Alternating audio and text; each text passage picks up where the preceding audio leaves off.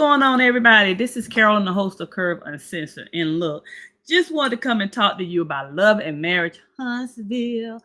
It was on Saturday, Hunte, and it was a pretty good show. Carlos King is a messy boots. But before we get into the show, let me just tell you this. Everything I say on this show is strictly for entertainment purposes only. Nothing more, nothing less. I kind of search the internet streets, find out what they're talking about, and then I kind of come and give you a little more info. And I talk about politics, and I talk about world issues. I just talk about whatever I feel like talking about. So today we're going to talk about Love and Marriage Huntsville. But everything I say on this show is alleged, okay? So do whatever you want to do with it. All right, honey, back to Love and Marriage Huntsville. This past weekend, Carlos King took his show on the road. And basically what he did is he kind of wanted to talk about Sunni. Sunni is a producer that was actually assigned to Destiny. Let me give you a little backstory. Destiny was on the show the previous season because she had a lot of ups and downs. She was married, and she was married to the guy that owned the restaurant, the little chicken spot, and they divorced. She had a child from him. He didn't want to really do anything. Just a mess, okay? Also, she had her hair store. I think she ended up, it went under, she sold it or whatever. But Destiny was having some financial issues. She was going through it. So they ended up saying that she wasn't being open and honest completely with her life and what was going on. Long story short, they got rid of Destiny, right, for a season. Well, when she was on the show, Sunni was the producer. And so the producer ends up, what they do is they connect with the cast and they try to pull the stories out of them so they can bring the stories to us and we can talk about it, okay? And watch it on TV. But what happened was Destiny would confide in Sunni.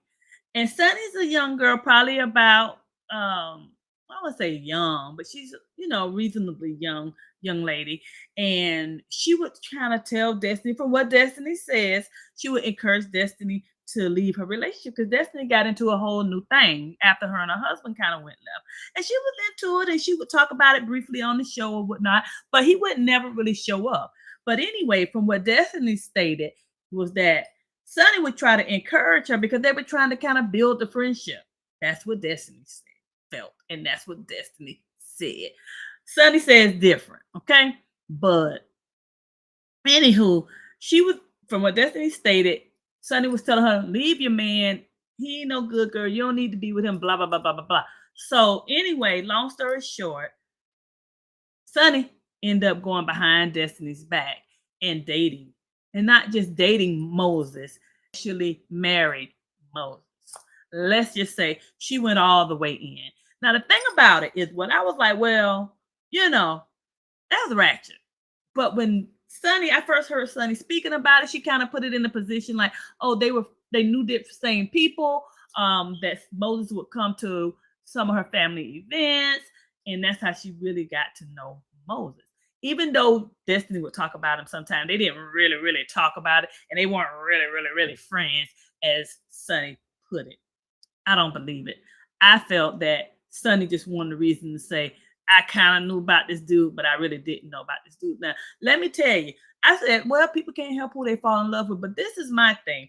When Carlos King brought Sunni and Moses on the stage and they was kind of giving a little history and they was giving some dates, honey, about when Moses and Destiny broke up, it was like they asked Moses, so when did you all, Carlos said, well, when did you and Destiny break up? He said, we never broke up. I'm like, okay. So Destiny around here thinking y'all still together, right? Okay, number one.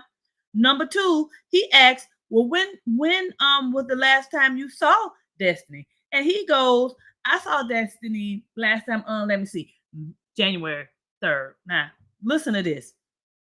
I had to type this down because I want to make sure I get it right. Moses said that he saw Destiny the last time, January 3rd. She didn't know that they had broken up, right? But they just kind of was hanging. Then he ran into Sunni on January 12th. 3rd, 12th. What's that, 9 days? Okay. Now, in the meanwhile, Destiny had been telling Sunni all about Moses, that per Destiny. Okay.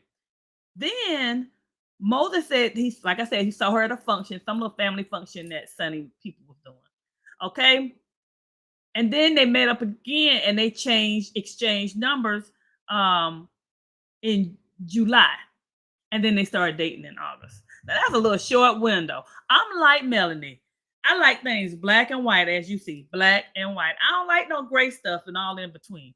And this is my thing. I felt that Sunni was interested in Moses from the things that Destiny was telling her, and she did a little stinky skink stuff. She went behind the scenes and she got to know him for herself, and she wanted him.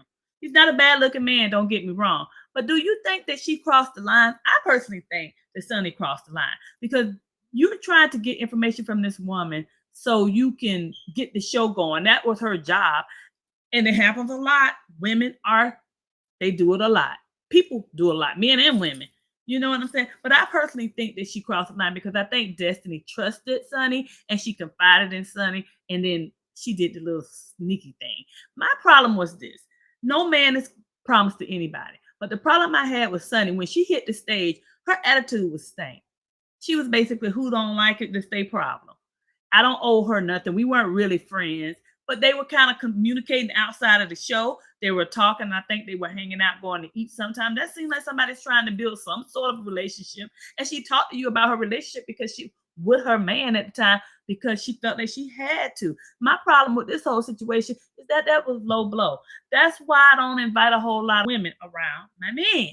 That's why I don't do that, because they be sneaky. And a lot of times they be envious and they see the things you have and they want what you have and they be sneaky and going about it because they be, and then the thing is, it's your man. Because see, I don't have a problem most of the time with the women.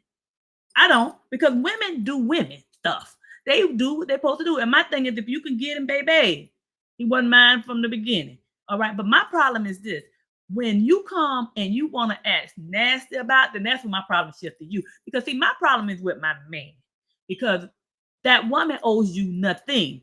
They don't owe you the time of day. If they can get him and they want him and he go, then hey, baby, go ahead and go. But when you had a little stinky attitude like Sunni had when she came on stage, that's when I get a problem with you. Because now you acting all, I won't say, because I don't want to get blocked. But let me tell you something. N-word. You acting real int-fied. And I'm just saying, that's when I don't like it. Because you crossing the line. My thing is, you don't own a man don't own a woman. However, if we're in a relationship and I'm considering you my friend, or in a situation like Sunni and Destiny, it's a job and I have to divulge information to you, you cross the line and you escape. But see, this is what happens a lot of times in relationships like that. You got to be careful what you ask for, because in it glitters, it's not gold. It be something like it be bronze and all dusty most of the time. Because when you see the outside of a person, you don't really know what they are and what that woman going through or what that man is going through at home. You just see the nice part of it. You don't really know what be going on behind closed doors. And that's the same thing that happened with Porsha Williams. She was all glitz when Fallon, however you pronounce her name, Simon Gubadia's ex-wife, she went to the house, she saw the big house, and she was all glitting, and she was all, woo, I want this, honey. Let me show you the little video. As a matter of fact, look at this little video right here. Everyone, how are you? You're good? Boom, boom. Yes. Nice to meet you. Thank you for having us. Absolutely. Yes, thank you for coming. And I see you laid it out for us. This is gorgeous. Yeah. Absolutely. Now, that makes me want to get married all over again. I mean, it's gorgeous. Yes, it's we gorgeous. may just have to renew our vows. Ring upgrade. You know, Love it. the usual. Love it. I'm well trained. Oh, yes. I'm the queen. You see what I'm saying? Porsha eyes lit up like a kid in a candy store. But baby, when she got that man at home, she realized this ain't all I thought it was. This ain't all I thought it was. Now, it probably wasn't all Simon. A lot of it probably was Porsha too, allegedly. I don't know what caused the real break in their relationship. But, you know, Simon got a little shady going on. That's the word on the street anyway.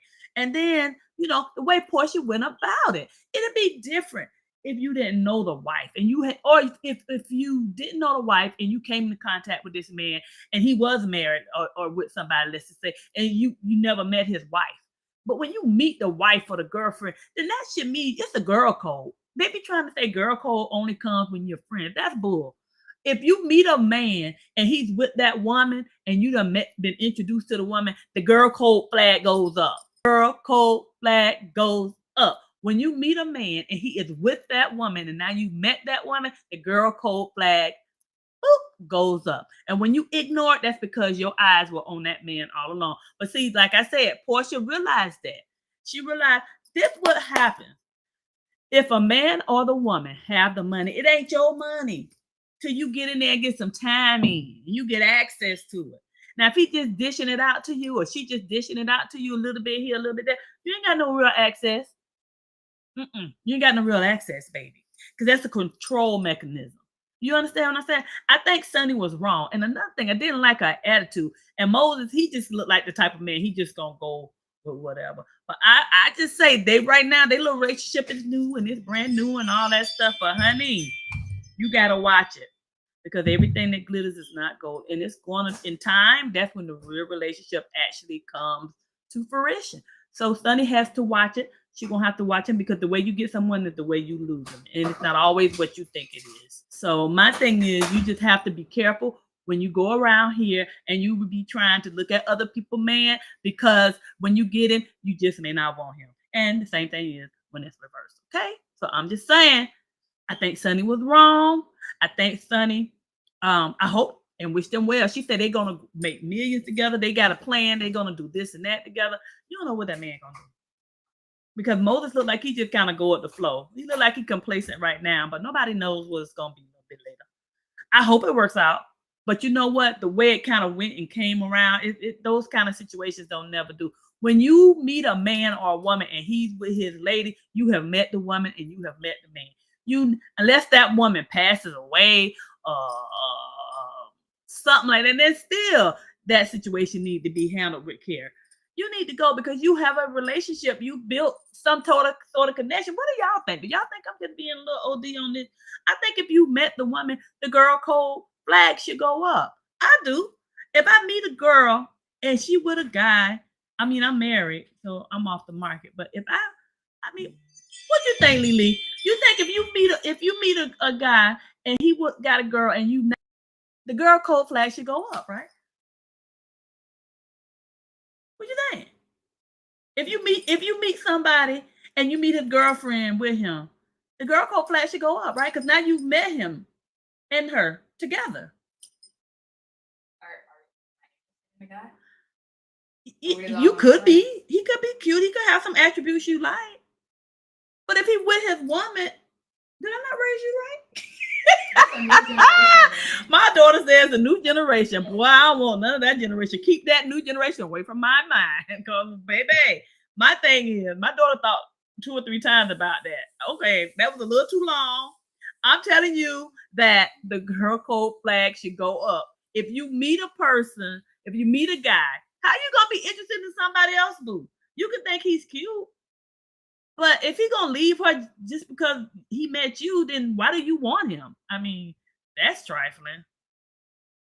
That put you in the Skankville category. Now I can't trust you. I gotta keep my 3rd and 4th eye on you too. That's why I don't be letting people be my man. Cause child, honey, nope. Married men, yes. Married. So if they married, then that changes the code. So if they just dating, there's no girl code. So if you my friend, you sound like Sunny.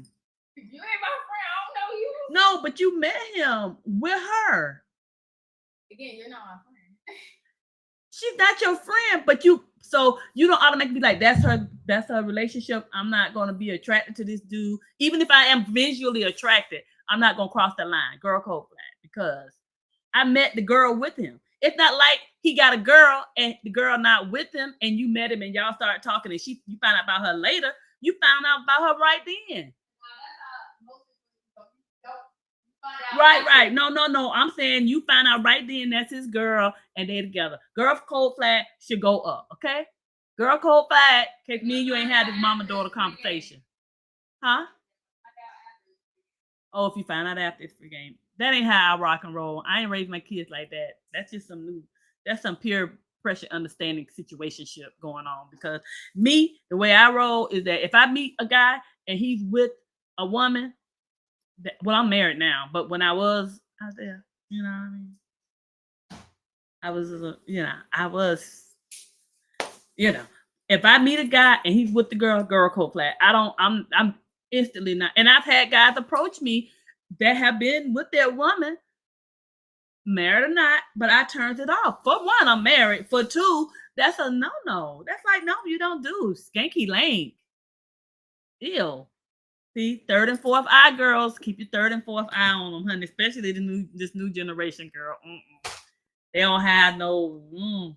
They just be like, oh, everything is open sesame. But anyway, I think Sunny was wrong.